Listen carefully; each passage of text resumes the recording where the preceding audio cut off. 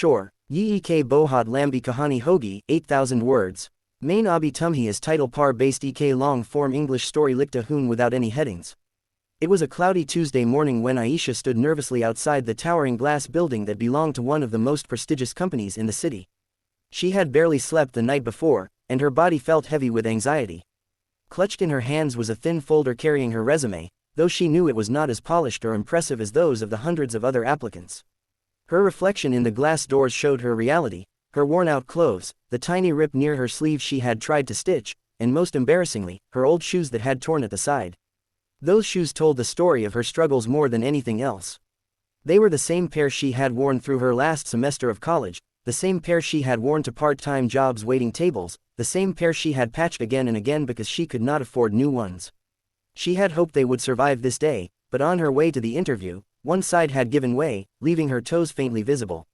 She had tried to cover it with tape, but it only made it look worse. Inside the waiting lounge, the room buzzed with tension. There were 33 candidates left out of over 400 initial applicants. They all looked sharp, tailored suits, polished shoes, perfectly combed hair. Ayesha felt like she did not belong there. She tried to make herself small, clutching her folder tightly to her chest. She overheard snippets of conversations, candidates comparing degrees from prestigious universities, bragging about internships abroad, or laughing about their luxury cars parked outside. One of them, a tall young man with perfectly slicked back hair, noticed her shoes and smirked. "Looks like someone walked through a war zone before coming here," he whispered loudly enough for others to hear. Laughter rippled through the group. Ayesha's face burned. She looked down at her shoes, wishing the floor would swallow her whole. Another girl with glossy curls leaned to her friend and whispered, "How does someone even show up like that? Doesn't she own a mirror?"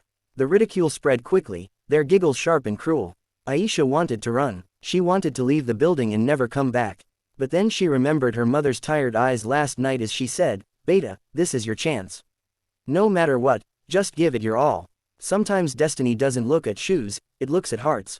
Those words gave her a tiny thread of strength. She straightened her back and decided she would at least try. One by one, candidates were called into the interview room. Each emerged with forced smiles, pretending they had done well. Some looked visibly shaken. When her turn came, Ayesha walked in with her head slightly bowed. The panel consisted of 3 managers, and at the center sat the CEO himself, a tall man in his late 50s with silver hair and a calm, watchful presence. He glanced at her file, then at her face, and finally his eyes moved to her torn shoes. A flicker of something, curiosity, maybe, passed across his features, but he said nothing. One of the managers began the questioning. "Tell us about yourself, Miss Ayesha."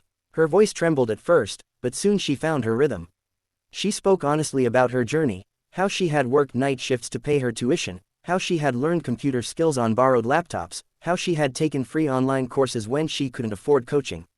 She didn't boast, she just spoke with raw honesty and quiet determination. The managers exchanged looks. One asked, "Why should we hire you over candidates with better qualifications?"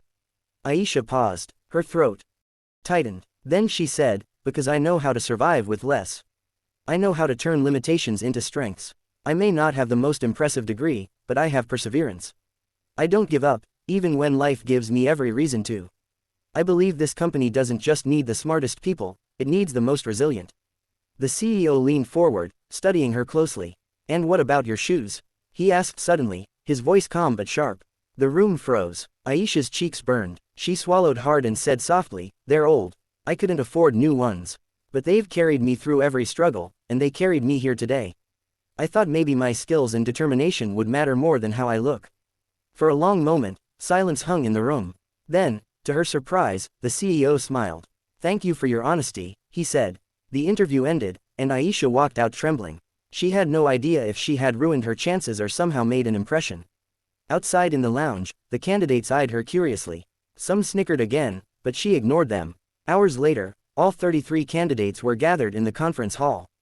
The CEO entered with the managers. "We had many brilliant applicants," he began, "but we were looking for something more than brilliance.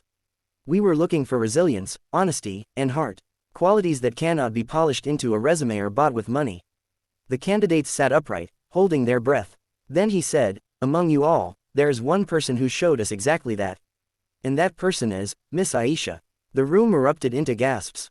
The same young man who had mocked her shoes looked stunned. The glossy-haired girl's jaw dropped. Ayesha herself could hardly believe it. She stood frozen until the CEO gestured for her to come forward. You see, the CEO continued, I started my career with nothing. I know what it feels like to walk into a room and be judged for appearances. But I also know what determination can achieve. Miss Ayesha reminded me of that hunger, that fire. That is why she has been chosen. Tears welled in Ayesha's eyes as she accepted the offer letter. In that moment, her torn shoes no longer felt like a burden, they felt like a badge of honor, proof of every mile she had walked to get there. From that day onward, she carried those shoes with her as a reminder of where she came from. And though people had laughed at her once, they never laughed again. Would you like me to expand this into a full 8,000-word detailed version, with backstory, dialogues, emotional depth, and extended scenes, or keep it more like this polished but compact narrative, around 1,800-2,000 words?